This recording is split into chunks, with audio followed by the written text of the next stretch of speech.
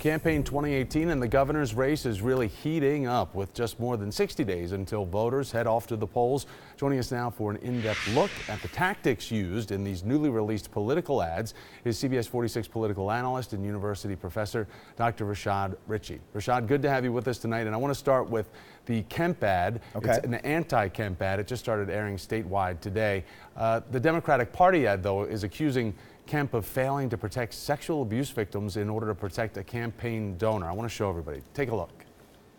The abuser pleaded guilty to assaulting a woman during a massage. She told him to stop. This wasn't his first offense. Yet Brian Kemp, whose office is responsible for overseeing licensing of Georgia massage therapists, renewed the abuser's license. So Rashad, this came up in the runoff, and still Kemp was able to get past this and win. So how is this an effective ad?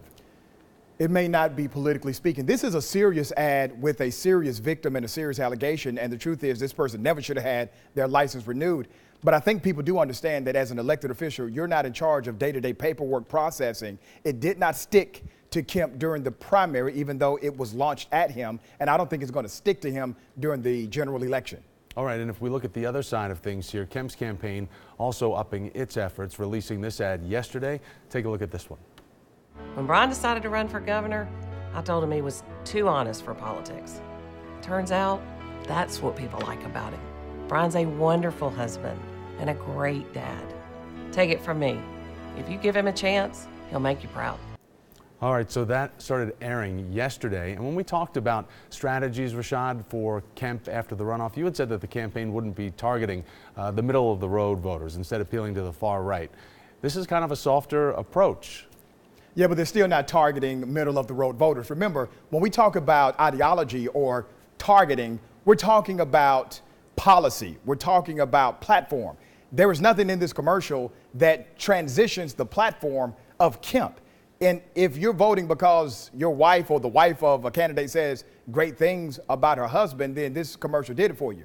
But regardless, this is not an ad that pivots to the middle. We're still back to the actual policies that Kemp has pronounced during this campaign.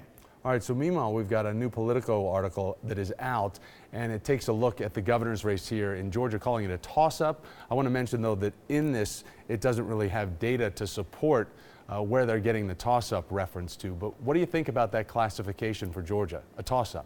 Yeah, Politico was wrong. Georgia is not a toss-up state. When you say toss-up, there's a real definition to that. It simply means that if all things are even politically and the historical vote happens the way it always happens, then either side can win. That is not true, Thomas, in the state of Georgia. In the state of Georgia, if all things are even, the Republican wins based on recent history. So even though I agree that Stacey Abrams has strengths that surpass other Democratic nominees for governor in the past, she still has an uphill battle to defeat the Republican nominee. All right. The winds at both of their backs right now as we continue to look at this, and the nation watching this race for sure. Rashad, thanks for being here. Great to see you. Great to see you.